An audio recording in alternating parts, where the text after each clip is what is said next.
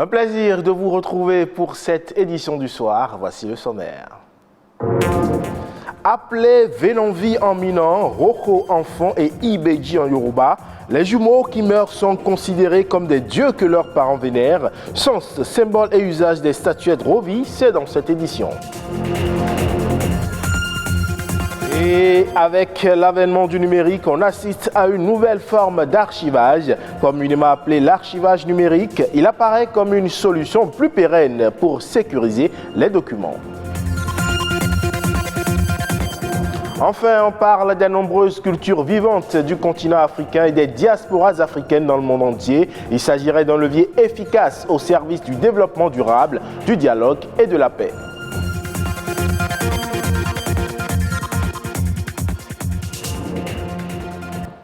Bienvenue à vous, si vous nous rejoignez. On démarre par cette croyance qui date de plusieurs siècles et qui recommanderait que le ou les jumeaux décédés soient représentés en bois sculpté et peint.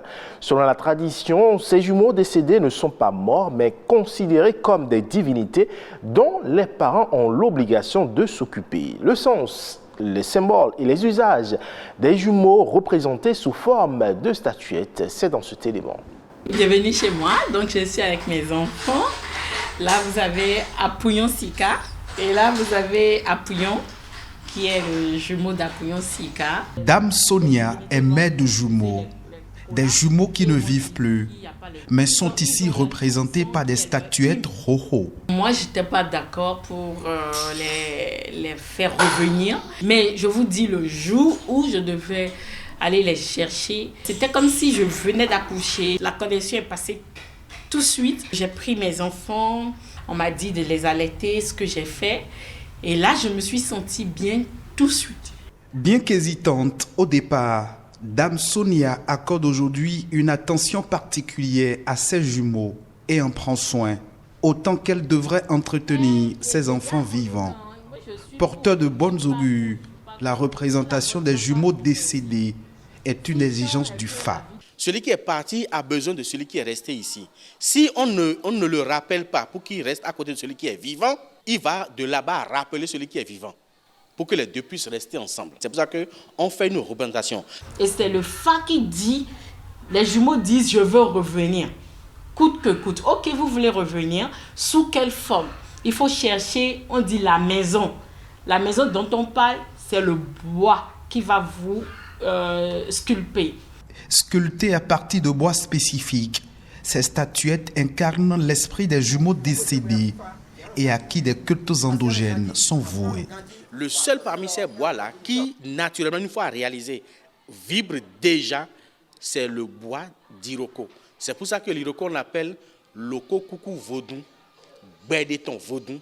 Maintenant, les statuettes, c'est une forme archétypale des jumeaux qu'on représente.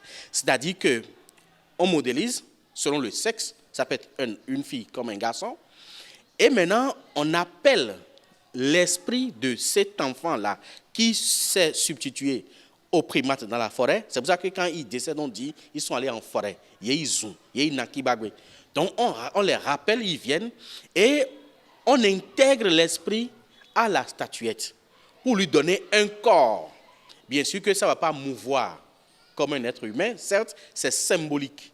Et cette statuette-là qui est représentée devient maintenant vitalisée, consacrée et maintenant divinisée. À partir de là, reçoit les cultes, les rites et les pratiques liées à une divinité. Des divinités, les jumeaux ne meurent pas, raison pour laquelle on en prend soin. Elle aime se maquiller, elle aime s'habiller, elle aime discuter, ils aiment parler. Il faut sortir, on va au restaurant ensemble. Quand je prends l'avion, elle est tout le temps avec moi. Il faut leur demander le matin s'ils sont bien réveillés, s'ils ont besoin de quelque chose, changer leur tenue, les parfumer, voilà tout ce qu'ils veulent. Les statuettes Rovi sont des êtres sacrés et vénérés, qui ont aussi des interdits. En ce qui concerne les interdits, vous ne devez pas laver les jumeaux représentés par le savon noir. Moi, par contre, mes jumeaux ne prennent pas l'huile rouge. Et pour bénéficier de leur grâce, il faut savoir invoquer les jumeaux. le plebo di oui. Fi di ba sisi do keme. Fi di ba sisi de kodo boya boya. A wada man kan sa kwi, a pari rien.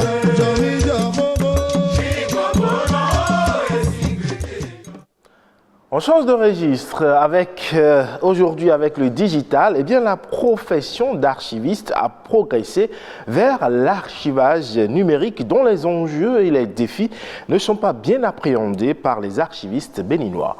Bernus Amoussouga nous explique dans l'extrait à suivre ce qu'il faut comprendre par archivage numérique.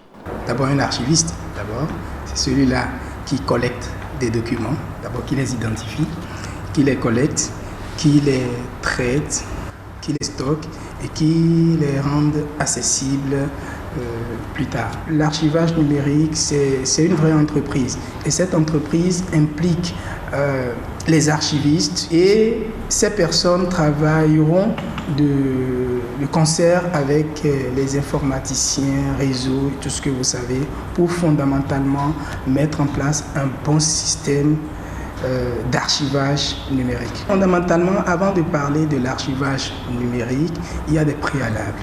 Et ces préalables-là commencent par une étude d'abord de faisabilité. Et cette étude nous permet d'avoir un certain nombre d'éléments pour organiser physiquement les documents. C'est dès lors qu'on a ces outils de gestion, qu'on a même le personnel à utiliser, les moyens matériels et financiers à mettre en place, qu'on peut passer à l'organisation physique. C'est quand on a fini ces étapes maintenant qu'on parlera de l'organisation de l'archivage électronique. Mais cet archivage se fait de deux manières. Vous avez les documents physiques qui sont dématérialisés et il y a également les documents qui sont nativement numériques. Dès lors que vous avez ces deux documents, vous les collectez, vous les mettez sur une plateforme, vous les organisez en fonction, bien évidemment, de l'organisation qui avait été préétablie au moment où l'étude a été déjà faite. La cheville ouvrière de cette œuvre-là, c'est l'archiviste. Il y a beaucoup de personnes qui entrent en ligne de compte, mais il est quand même très important, très capital de mettre l'archiviste au cœur de cette initiative. On parle à présent de la culture africaine et afro-descendante qui est l'ensemble des traits distinctifs, spirituels, et matériels et intellectuels, voire même affectifs. En tant que source riche du patrimoine mondial commun, elle est indispensable pour le développement du continent et pour l'humanité en général. D'autant d'ailleurs que la culture dans son entièreté, dans son histoire, dans ses coutumes et dans ses valeurs, rend hommage à l'Afrique, berceau de l'humanité.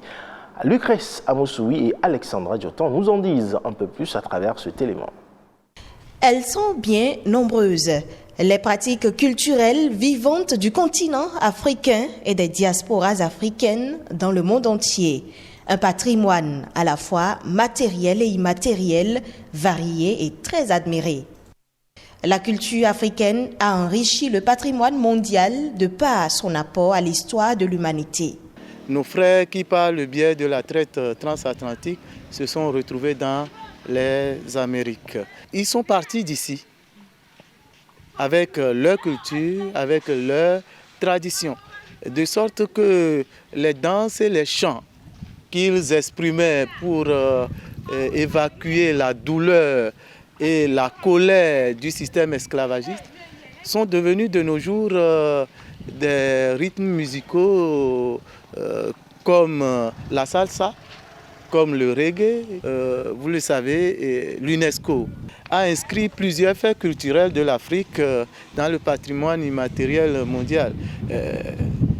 Le plus récent, c'est la rumba congolaise. Malheureusement, délaissée au profit de l'occidentalisation, la culture africaine n'est pas suffisamment valorisée. Vous savez, nous sommes aujourd'hui au rendez-vous de la mondialisation et on ne va pas à la mondialisation avec les mains vides.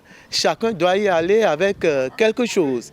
Au moins, si aujourd'hui on peut reprocher aux Africains qui n'ont pas créé ci, qui n'ont pas créé ça, nous avons quand même notre culture qui est très admirée des autres, puisque les Chinois aujourd'hui veulent danser au Bénin Zinli, les Chinois veulent apprendre nos langues, etc. La culture, c'est l'artisanat. les rythmes et danses traditionnels, les us et coutumes, les cultes endogènes, mais aussi et surtout les langues maternelles. Ces dernières méritent une attention particulière. Il faut introduire nos langues dans les écoles parce que la langue est le vecteur de la culture et de la science. Donc nos langues doivent être porteuses de science, de création, d'invention, d'innovation. Ce que je constate aujourd'hui, c'est que toute la jeunesse prend pour modèle et pour norme l'Occident. Ce phénomène est amplifié par les masses médias, les radios et les télévisions, mais surtout aujourd'hui les réseaux sociaux qui tentent à imposer des normes universelles de civilisation. Il faut donc une volonté politique de révalorisation de nos cultures. C'est en effet une urgence. La culture est un composant de valeur, des repères qui sont des leviers d'identité, de cohésion sociale, de mobilisation collective. En ce sens, elle constitue un atout de développement. Hors de nos frontières à présent, direction le Sénégal, où la première école de cinéma gratuite en Afrique vient d'ouvrir ses portes. À l'origine de cette initiative, le collectif Cours Trajmé. Les précisions ici avec nos confrères de France 24. Première rentrée des classes à l'école de cinéma Cours Trajmé de Dakar. Pour Lajli, réalisateur du film Les Misérables et instigateur du projet, c'est la consécration de plus d'1 an d'efforts et de travail. Ça reste quand même le parcours du combattant, de se dire qu'on veut créer des écoles gratuites, ouvertes à tous. C'est vrai que c'est pas évident. Sincèrement, on pensait que ça serait un peu plus facile et qu'on trouverait plus facilement des fonds. L'école est donc complètement gratuite et accueille dans sa première promo 11 jeunes scénaristes sénégalais, choisis parmi des centaines de candidats. 18 apprentis réalisateurs intégreront également l'établissement cet été. D'ici la fin de leurs études, ils devront écrire et co-réaliser 2 courts-métrages et un pilote de série télé. Une formation basée sur la pratique et les échanges d'idées. Ils ont de fortes personnalités, ils sont tous différents, donc ça peut créer une richesse de groupe, c'est-à-dire puisqu'on est dans la coécriture, on aura des textes divers et parfois osés. J'espère avoir cette famille qu'on composera avec les autres scénaristes à la fin de cette formation, qu'on puisse toujours rester soudés et compter l'un sur l'autre pour des projets futurs. L'école de Dakar est la 4e ouverte par Cours Trajmé et la première sur le continent africain. Mais Lajli et les siens ne comptent pas s'arrêter là et prévoient d'ouvrir une dizaine d'établissements similaires en Afrique francophone. Une initiative à pérenniser. Ce sera tout pour ce 19h45 que vous pouvez retrouver sur le site de l'ORTB le 3, www.ortb.bj. Merci pour votre aimable attention. À demain.